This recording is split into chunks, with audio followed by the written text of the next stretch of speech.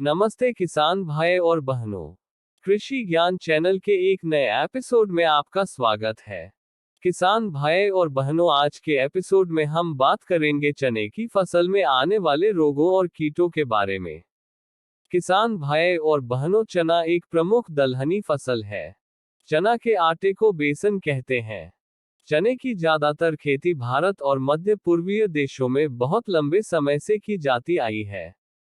इसकी सब्जी खाने में काफी स्वादिष्ट होती है। चने में विटामिन, मिनरल और फाइबर की काफी मात्रा होती है।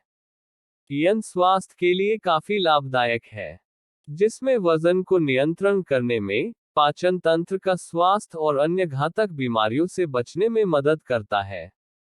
विशेष बात करें तो इसमें प्रोटीन की काफी मात्रा होती है। बहुत से लोग जो मांसम का सेवन नहीं करते, उनके लिए यह चना एक अन्य खाने का विकल्प के तौर पर देखा जाता है। किसान भाइयों और बहनों, आज हम सबसे पहले चने में लगने वाले रोगों के बारे में बात करेंगे। Ascochyta blight. तने, शाखाओं, पत्तों और फलियों पर गहरे भूरे रंग के धब्बे काले बिंदु जैसे आकार से बने होते हैं। घाव तनों, शाखाओं और टहनियों पर लंबे होते हैं। फलियों और पत्तियों पर ये काले बिंदु जैसे आकार धब्बों में केंद्रित रूप से व्यवस्थित होते हैं, यहाँ तक कि फलियों में बीज भी संक्रमित हो जाते हैं। अत्यधिक वर्षा की स्थिति में पूरी फसल झुलस कर तेजी से नष्ट हो सकती है।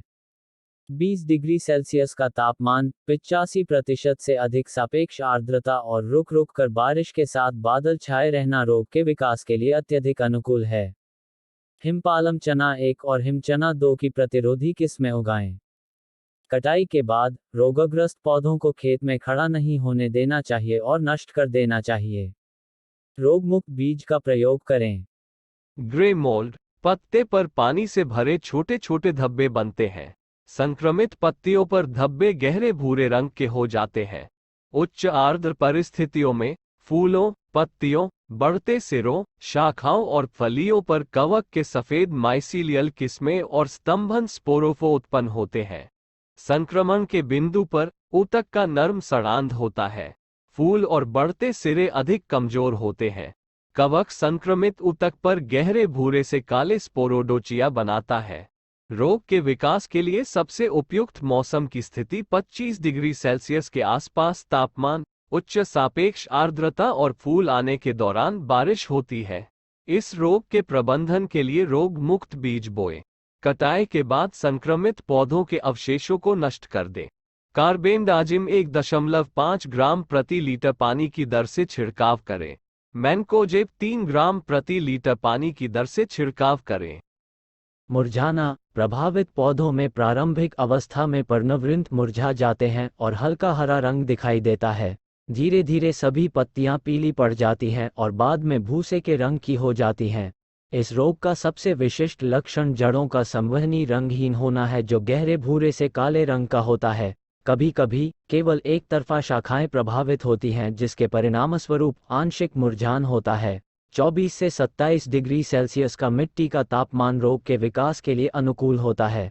बारानी क्षेत्रों में मिट्टी की नमी का संरक्षण करें। खरपतवारों को खत्म करने और पानी की घुसपैठ को बढ़ावा देने के लिए खेत की जुताई हल से करें। फसल की अगटी बुवाई से बचना चाहिए। तना सड़न, ये रोग पौधे के सभी जमीनी भागों पर हमला करता है। मुख्य तना आमतौर पर मिट्टी के स्तर पर प्रभावित होता है। मिट्टी की सतह पर मलबे पर सफेद भुरभुरी कवक वृद्धि भी देखी जा सकती है। रोग ठंडी और नम स्थितियों में प्रमुख है। बीज स्क्लेरोटिया से मुक्त होना चाहिए।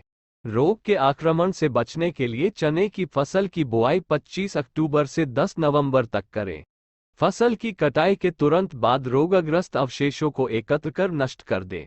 मई या जून के महीने में गहरी जुताई करके खेत में पानी भर दें और उसे परती न छोड़ें। गैर अतिसंवेदनशील फसलों जैसे कि गेहूं और जौ के साथ चने की खेती करें। फुट रॉट, पौधों के कॉलर क्षेत्र पर हल्के भूरे से गहरे भूरे रंग के घाव दिखाई देते हैं। बाद में ये घाव काले हो जाते हैं और बेसल टैप रूट को प्रभावित करते हैं। कॉलर क्षेत्र में पूरी करधनी होती है। फसल की बुआई 25 अक्टूबर से 10 नवंबर तक करें। गैर अतिसंवेदनशील फसलों जैसे गेहूं और जौ के साथ फसल चक्र अपनाएं। किसान भाइयों और बहनों, अब बात कर लेते हैं चने में लगने वाले कीटों के बारे में। फली छेदक आरंभ में सुंडियां पौधे की ऊपर की पत्तियों को खाती हैं और बाद में फलियों में छेद करके अंदर चली जाती हैं और बढ़ते हुए दानों को खाती है। 50% फूल आने पर अजिडिरेक्टिन 0.03% का छिड़काव करें। यदि कीड़े का प्रकोप फिर भी हो तो 45 दिन के बाद फिर छिड़काव करें। सावधानी, हरी फलियों को दवाई छिड़कने के 45 दिनों तक खाने के लिए न तोड़ें। कटुआ कीट, मटमैले रंग की सुडियां भूमि में छिपी रहती हैं और उगते पौधे को भूमि की सतह से काटकर बहुत हानि पहुंचाती हैं। 80 मिलीलीटर क्लोरपाइरीफॉस 20 ईसी को 1 किलोग्राम रेत में मिलाकर प्रति कनाल बिजाई से पहले खेत में डालें। किसान भाइयों और बहनों, आशा करते हैं आज का एपिसोड आपको पसंद आया होगा। किसान भाइयों और बहनों, वीडियो को लाइक करें, अपने किसान मित्रों के साथ शेयर करें और चैनल को सब्सक्राइब करें। धन्यवाद।